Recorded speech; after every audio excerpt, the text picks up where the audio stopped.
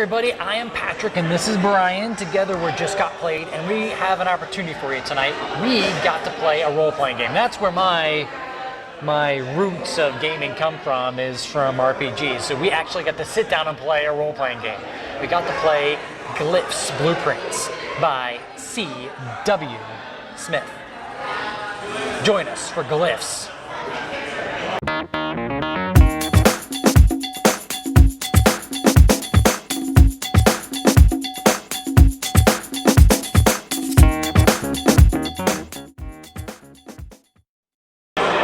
Brian Fiore, tell us about Glyphs, man. Sure, will do.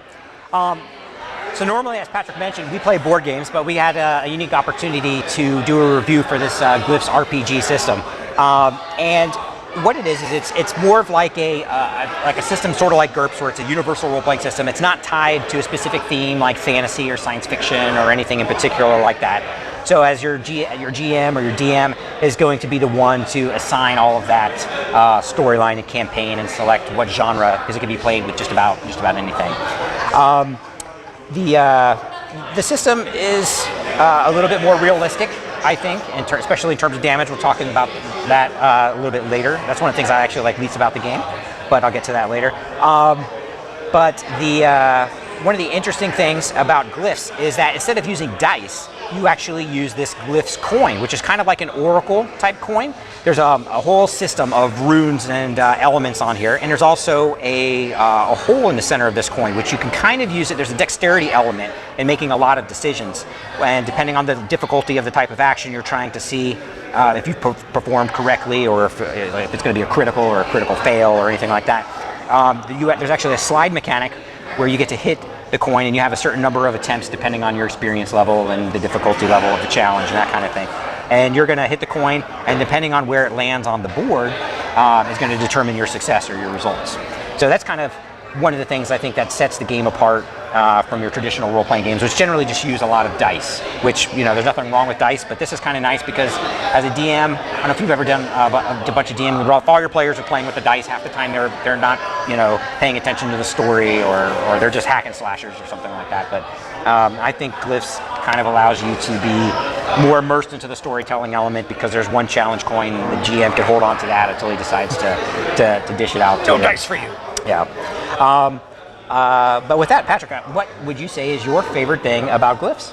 It has to be its flexibility. There are a lot of rules in it, but those rules lend themselves for game design. So the guy really put forth a lot of effort to making it be able to do any kind of genre. There's different kinds of weapons and different bonuses for all those different. I mean, he really spent a lot of time to make sure it is a truly universal system, not like D20 that was adapted for whatever you want to do. But this is very, very different and very detailed to be able to do a lot of different stuff with it. So I would say flexibility, brother.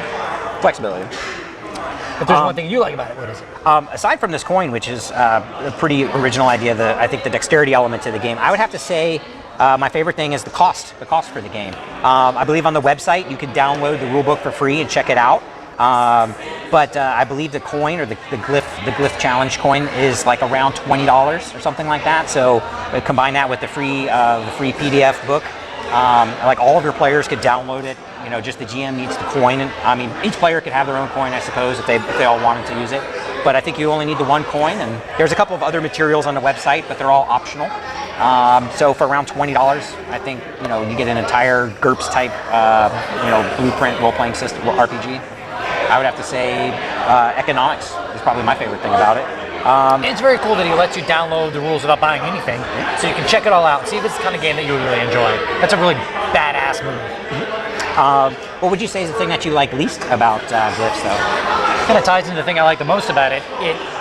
It's very, very, very rules heavy. There's lots and lots of graphs and charts and rules for tons and tons and tons of different stuff.